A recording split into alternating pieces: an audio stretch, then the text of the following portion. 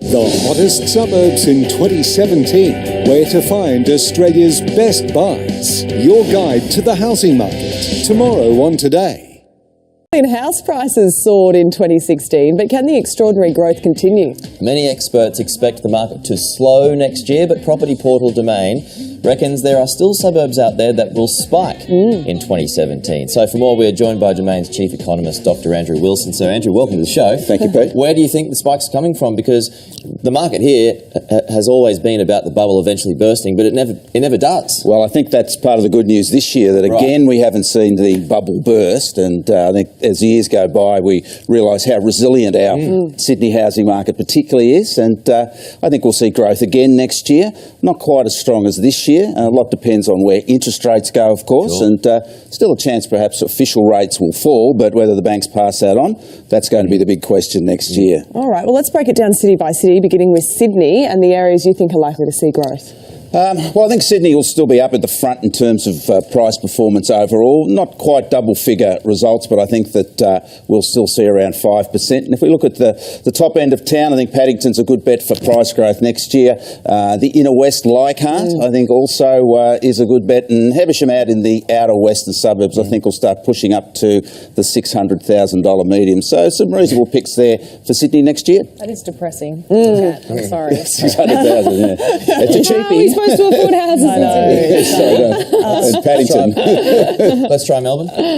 Melbourne, look, I think that Melbourne, certainly North Caulfield is a genuine prestige suburb now. It borders Malvern, Armidale and Toorak. Median well over 2 million. I think buyers will continue to move into North Caulfield. Mordialloc down on the Bayside.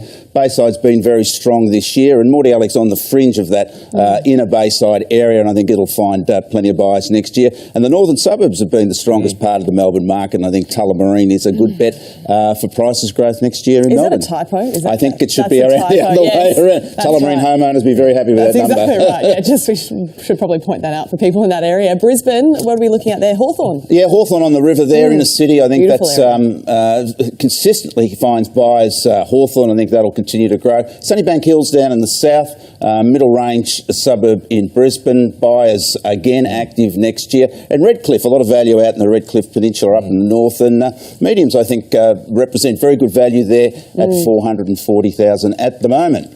Adelaide. Moving on to Adelaide. Well, no surprise there. I guess Unley's always a favoured prestige suburb just down to the south. I think that'll continue to grow. Norwood to the east, perhaps more of a prestige than a middle market suburb. And Munapara West out to the north. Look at that median, $288,000. This is not the most affordable capital city in the country, Perth, Adelaide, and it'll continue to be so. Perth, meantime, has had a rough time in the property market. How's it looking next year? Well, I think we might find the bottom of that Perth housing market next year, but they're quality suburbs, still find buyers, and these three suburbs I think will continue to grow. We've got Churchlands in the inner city, we've got Riverton down in the middle south, and Greenmount out to the outer eastern suburbs. I think that they'll find prices growth, but I think there'll be a very similar look to the housing market next year as we've had this year. It's just prices growth won't be as strong. I think that's the future of our housing markets, is much flatter house price cycles, which I guess is a good news story for predictability, and it'll be the end of the bubble story at long last. Better than the bubble bursting, that's for sure. Yes. Andrew Wilson, thank you so much for your insight. Appreciate it. Yeah.